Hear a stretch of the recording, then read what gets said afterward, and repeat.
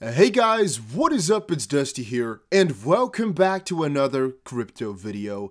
If this video hits 1,500 likes within 24 hours, we're giving away $100 worth of crypto, and all you have to do is make sure you press the like button, make sure you are subscribed, and make sure you comment something down below. Alright, and my question of today is, are you bullish on crypto? And I noticed quite a lot of people headed over to my video in which I was talking about why I am buying XRP right now from a couple of days ago, and they said, this didn't age well, or stuff close to that. And I just look at them and laugh, because I know they didn't watch the video and they didn't hear my explanation, because everything I said there, I still firmly stand by. I personally think XRP is going to be good. I personally think selling is a wasted opportunity unless you really know you're going to get it back cheaper. Like, for example, if you sold with the herd yesterday night when the news first came out of the SEC, like in the first couple of minutes, boom, you sold and bought back later, perfect, because you got yourself a free 5%. So that's definitely a good deal. But if you're too late and you bought at 44 cents, for example, on some exchanges that got there, yeah, you're unlucky, right? You guys get that? Like, just sometimes you have that. But in the video, I was talking about why I am buying XRP literally every single day, and I'm still doing that. So today, I got a nice little buy filled for XRP, because again, I am buying it every single day, and I feel as if getting it below 50 cents is still something that's pretty damn lucky for the longer term, and it's not like anything has really changed, all right? Even if they get the shit suit out of them, and if they really lose it even, it's going to go down temporarily, which we might sell and buy back cheaper if the chance provides, right? If that's a good thing to do at that point, we can. But longer term, I'm fully all in on XRP, all right? Not all in with my money, because again, I have more Bitcoin than in XRP. But I'm still pretty excited about them in the sense that I'm not going to sell it all forever, all right? Whatever happens, I'm always sticking with my gut with this one, because I think the fundamentals are just too good to throw that away.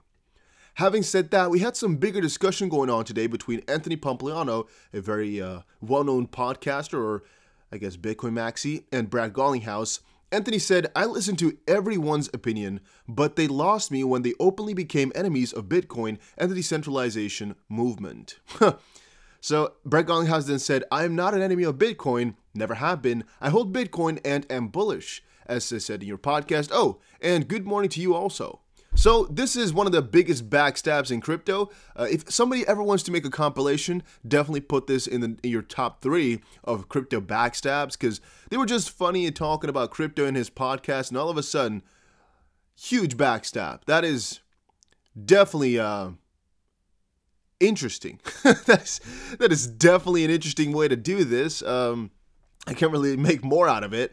I just think he shouldn't have gone at it so heavily. However, hey, that's what you get in the crypto space. Pom said, how much Bitcoin do you hold compared to XRP?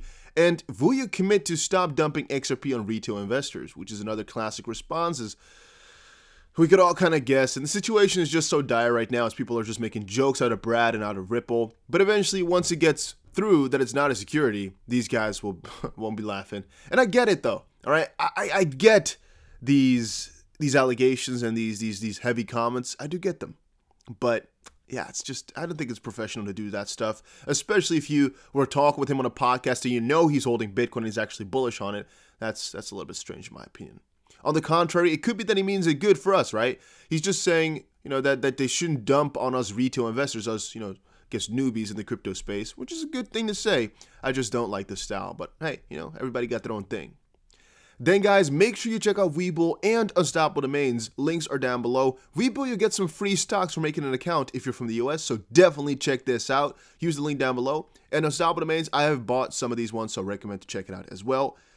Then US payroll software company ADP files Ripple-linked patent application. So I'm kind of wondering if all these things are also going to be rolled back now, since of course this whole week has been filled with just general crypto news and also Ripple news, and is all that stuff still pulling through, or are we going to have some issues regarding that as well? I saw some allegations of exchanges holding back XRP trading. I don't actually know if that's going to be happening, as Binance is definitely quite a bullish platform on XRP. So I'm not really too sure that something like that is going to be happening. But maybe Coinbase, because Coinbase always wants to get rid of XRP as soon as possible. They could eventually start to halt it or something like that, because they got scared or something. Tom said, anyone heard of the US payroll software company ADP? While they intend to utilize Ripple's tech in some way, credit to Michael, whatever, for finding the patent. Join us on Telegram for the full one. And I don't know exactly what it's going to be about, because it's still a little bit vague to me, all these patents and exactly what it's trying to intend, but it's pretty cool that somebody found this, right? So we're seeing how many copies of the ledger, one right over there, many, who can use these copies, owner group or anyone who maintains the integrity, and then you can see trusted ledger owners or actors by validation, permissioned public shared ledger, e.g. Ripple, a global financial transactional system, 812, and here's a couple other ones, but it's pretty cool that this has been put up now, because we got some thing rolling in there. It's a US payroll software company. That's interesting, right? Maybe we're gonna see some XRP in the higher ranks soon in the future. I like that. It's the biggest payroll service provider worldwide as far as I know. I'm not too sure about that, guys. I work for a company that uses ADP. So basically, they got a patent now. Doesn't mean they'll use it, but it does mean they've been looking at it and are developing something akin to this. All right, then, King Solomon. He said Bitcoin user pays $80,000 transaction, sends little over $1 in Bitcoin. So that made me laugh for a little bit. I saw it yesterday evening already though. Somebody most likely accidentally slipped up. So this person paid a 3.49 BTC fee for $1 worth of Bitcoin for 0.00005 BTC. And the bad part about Bitcoin, of course, is that you cannot get it back. And too bad, you know, but Kevin says here definitely sounds like BTC is the XRP killer. Of course not, but also this can happen to anybody with any crypto. It's not like Bitcoin only. But damn, that must hurt. Right? You can almost feel his pain through the freaking through this thing. Somebody says idiot versus money laundering. I don't know. I don't know what people saying Bitcoin is dead or something. Haters will say it's photoshopped. Could be. It could also be Photoshop. Maybe it's just a joke. I didn't actually check out the transaction myself because, I mean, I don't care enough to do that. You could just check this link out on the Bitcoin Blocks Twitter. But, I mean, I'm just trusting it for what it is because people make mistakes like that. It's pretty simple to mess up the fee since on some platforms, the fee and the amount are just above each other. And it could be that you by accident had a bot do it, for example, and mix them up. Or you just had human error. It can always happen. This billionaire talks Bitcoin says it may be the answer. Whenever we're talking about Bitcoin in this sense, we are very often actually talking about crypto, as Bitcoin is just a start, but I think eventually a lot of these billionaires who are getting into the crypto space will also notice that it's not only Bitcoin, and especially it's not that important of a currency. It's not the most important one. It's not the one you really want to go for, so to speak, right? It's an important one, don't get me wrong, but it's not the most important longer term. It doesn't have that longevity, which XRP hopefully has, or there's a couple other currencies out there that also have that. Going on though, American billionaire Sam Zell claimed to be skeptical of Bitcoin and believed that the digital asset could be the answer or one of the answers to society's financial troubles. However, the former lawyer said that he did not believe the members of the Bitcoin ecosystem and even referred to the Bitcoiners as chameleons in a recent interview. The real estate investor said, "I'm very skeptical, frankly, of Bitcoin. Ultimately, it may be the answer or one of the answers, but right now, it's a world that's extraordinarily populated by chameleons and other fast-talking characters. I don't believe everybody involved in it are the kind of people I'd like to follow." And I just kind of feel as if, once more, like I said yesterday, there is a very big distinction to make between real estate moguls and cryptocurrency people. You're like completely opposite sides. So I get that he doesn't trust these types of guys, but I kind of feel as if real estate agents are the ones that you should definitely not trust. So maybe we're on a different wavelength there. Additionally, Zell believed that the society faces the greater risk from the loss of the US dollar as the reserve currency. He cautioned that if we keep doing what we're doing now, the dollar would lose its reserve status in about a decade's time. He predicted that in such an event, he saw a 25% reduction in our standard of living and said, "Unlimited debt and irresponsible activity don't lead to positive outcomes. That's a disastrous kind of scenario," which is definitely true. But this also points again to the fact that a lot of these billionaires are switching up. Grayscale halts investments in Bitcoin and Ethereum trusts. Investment manager Grayscale has halted investments in its Bitcoin and Ethereum trusts. Will the move generate a new buying opportunity? So that's interesting because right now the crypto prices are actually doing pretty damn good. Bitcoin was actually up, and a lot of people were expecting Bitcoin to hit all-time high again today, or at least get close to it, as things were just looking pretty damn nice. Digital asset investment manager Grayscale has halted the investments. Shares of the Grayscale Bitcoin Trust are subject to a 6-month lockup period, with shares purchased in June becoming freely tradable this week. The halt is temporary. That is interesting, right? I mean, I don't really know exactly why they're not trying to do that. I just guess they want to back it up a little bit better. Here they're saying we're just at the point in the year where those windows, the public window will be closing, and then the private window will be open, Corey Law, a spokesperson of Grayscale, told. Still, I don't really get exactly what this means, but I don't really care, frankly, because I know they'll just keep buying crypto anyway, right? So where's the bigger problem? Just people can't really get into it right now. That's the only thing I can kind of get. So, no, I don't really see any negative side to this at all. It's kind of funny because I believe JP Morgan said that if Grayscale were to stop buying it completely, it would be very detrimental for crypto.